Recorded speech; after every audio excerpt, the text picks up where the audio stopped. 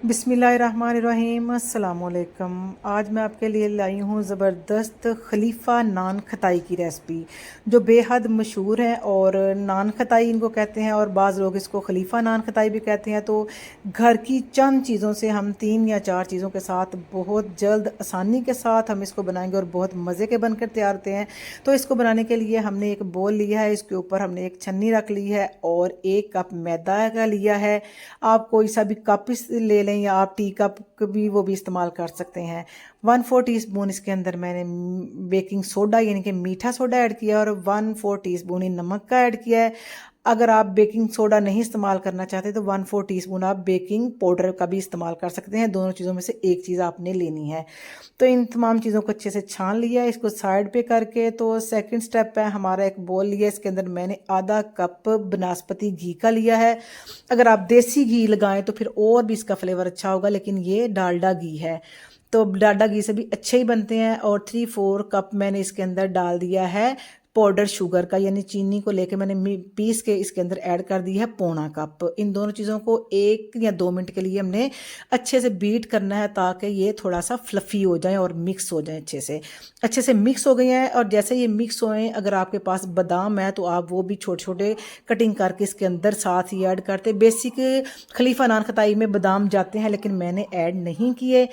तो आपने जो ड्राई इंग्रेडिएंट्स हैं इसके अंदर डाल के और अच्छे से इसको मिक्स करना है 1 से 2 मिनट के लिए। जैसे हम आटा गूंदते हैं इस तरह 1 से 2 मिनट ही आपने इसको गूंदना है, बस इससे ज़्यादा आपने नहीं गूंदना। तो रेडी है हमारी बिस्किट की बेस। ये देखें 3 या 4 चीज़ें लगी होंगी।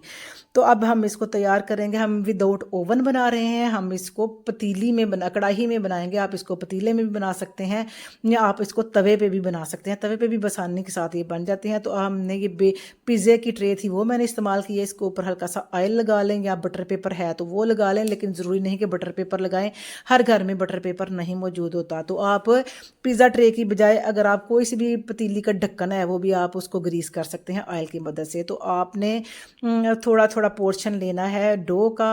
अपने पसंद का आप साइज़ बना सकते हैं, बड़ा भी बना सकते हैं, छोटा भी बना सकते हैं, जैसे आपको पसंद हो साइज़ ना खताई का।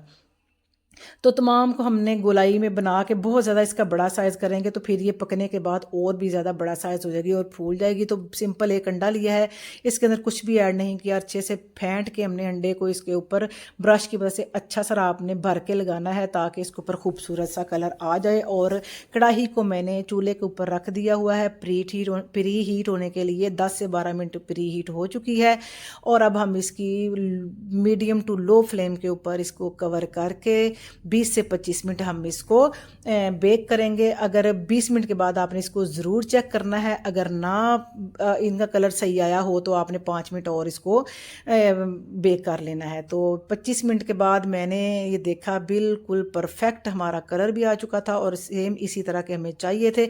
इसको हमने रूम टेम्परेचर पर ठंडा करना है, तो फिर इनमें क्रंच और खस्तगी आएगी, वरना ये सोगी होंगे। ठंडा करके फिर आपने इनको तोड़ना है, तो बहुत ज़बरदस्त बनेंगे। तो कैसी लगी आपको रेसिपी अच्छी लगे तो लाइक करें, चैनल को सब्सक्राइब करें, कमेंट फॉलो ज़रूर करें और अपना फीडबैक भी ज़रूर दें। तो इंशाल्लाह मिलते हैं एक नई रेसिपी के साथ। तब तक के लिए अल्लाह हाफिज़।